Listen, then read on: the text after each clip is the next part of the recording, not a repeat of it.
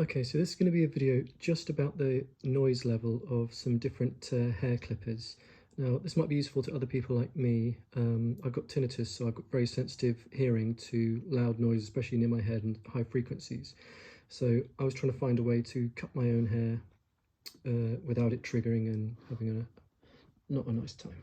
So these are my super old ones, super cheap Remington ceramics. I was given these, they're like 30 quid new. That's the new version there. And this is what these sound like. I'll put in a decibel meter, I'll go quiet.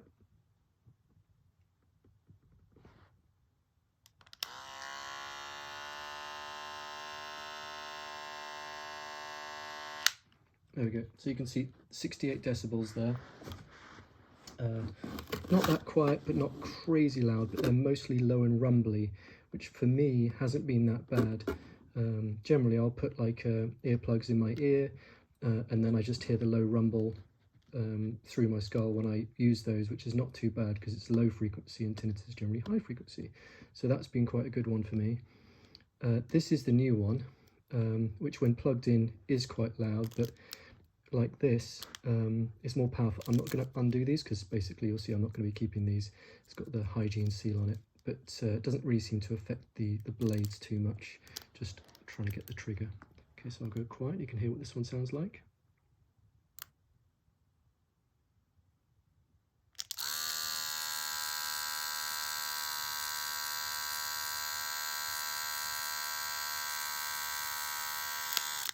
There we go. So you can see over 70, louder, but still quite low frequency noise. So not too egregious. You wouldn't call it quiet, but it is low frequency, which is nice. Low frequency to people who are barbers generally means doesn't cut as well, because low frequency generally means the blades aren't going back and forth too fast. Also, that could be affected by this a little bit, but I think we could probably allow these new ones as being similar to those ones. So basically low rumbly ones that aren't that quiet, but nice frequency. These are the Babyliss ones.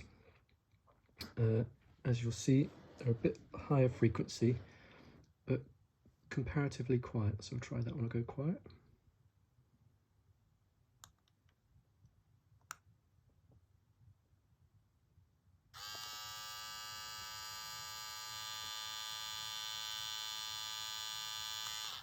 There we go, I don't really want to turn that one off now. Comparatively quiet, but as you can see, that's quite a high frequency sound, and it's got a little bit of resonance to it. Not fun for me. This might also be useful information if people have other sensory difficulties other than tinnitus, you know, anything where loud noise or high frequencies would bother you. These are a totally different kettle of fish. These I found on a barber's forum. These are the JRL 2020Cs, and these are the JRL Onyx, which is a more powerful, updated version of these. But I heard people say these were whisper quiet as well, so I thought no one really cares that much about sound compared to what I do, so I thought the only way to find out is to actually get them and try them and listen. And the shop said I could turn them on as long as I don't use them on hair, so that's what I've done. So these are the 2020Cs, and they've got a low and a high mode. I think if you're watching this video, you're probably not going to even try the high mode, but I'll do both. So I'll do the low mode first and then the high mode.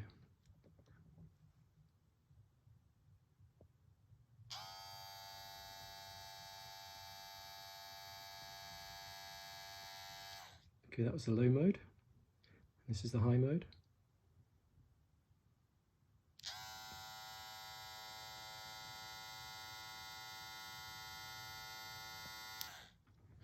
There we go. So as you can see, the low mode, I'll just do it again.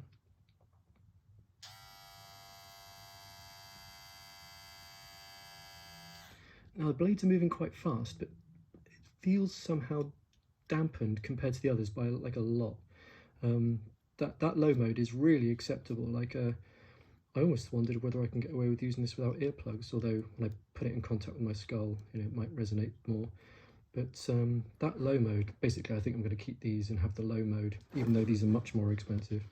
Like these are like £32, these are £50 on offer, and these are £150, and these are £180. But for £150 to be able to cut my hair without, you know, having the tinnitus triggered would be amazing, because it's horrible when it does. So yeah, that one's really good. This is the more powerful version, but some people said it was whisper quiet. They couldn't even hear it, but again, depends how much you care about it. So I'll go quiet, and it says a low and a high as well, so I'll do low first.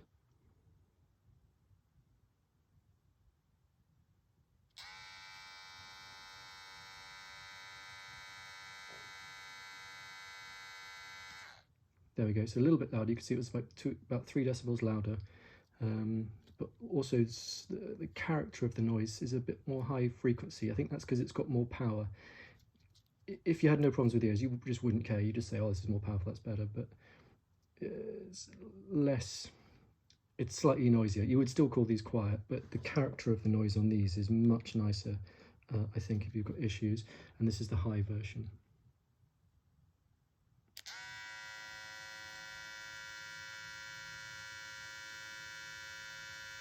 There we go, so you're hitting 62, whereas this one always stayed under 60. This was like 58 max.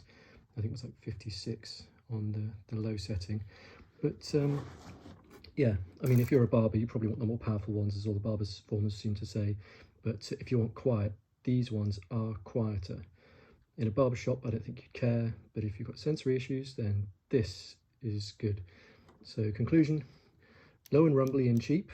I think if you wanted something cheap, that's not a bad one to go with. If you plug this one in, it gets louder, so maybe don't plug it in. This is old one that doesn't work without being plugged in, so this is even slower than that one even plugged in. This one I think is too high frequency, even though it's quiet. If volume is your only concern, not bad, but it's a high frequency sound. These ones, I think these are the keepers.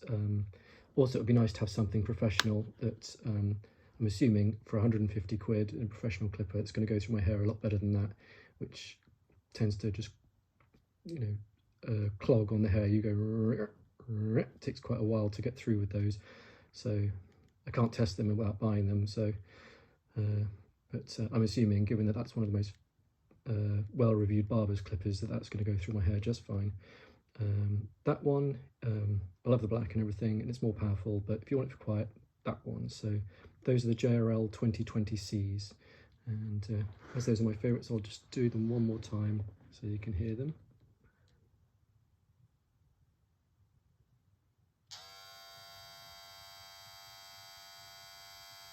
So 54, 55 on low, which is really good. I mean, that's just above, in fact, that's in line with some dishwashers, or yeah, so that's really good. I'm not sure what it sounds like on the microphone. That's going to be the tricky thing, because I heard some reviews where people were using these and the microphone can gain up, so this could sound louder or quieter. I suspect louder because of the frequency, it tends to dial up what it thinks is a voice, and I suspect this might sound louder than it is, hence the decibel meter. I'll do the high one. So that was about 55 on the low.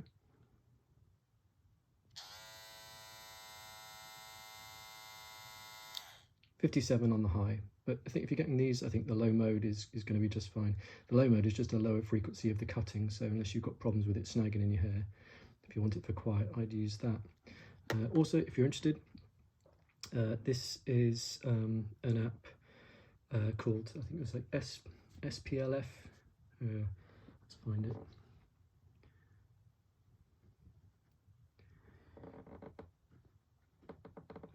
SPLNFT. There we go. It's used actually in health and safety, so it's a really good decibel app if you have sensory issues to know what sound you're being exposed to, because it's actually calibrated. I've actually checked this with a calibrated decibel meter, and it's bang on, so really good. And you need to use it on an iPhone because it's only calibrated on iPhones. On iPads, it will give you weird readings. It'll look right, but they won't be correct. So anyway, there we go. JRL 2020Cs. I think that's a winner if you've got sensory issues.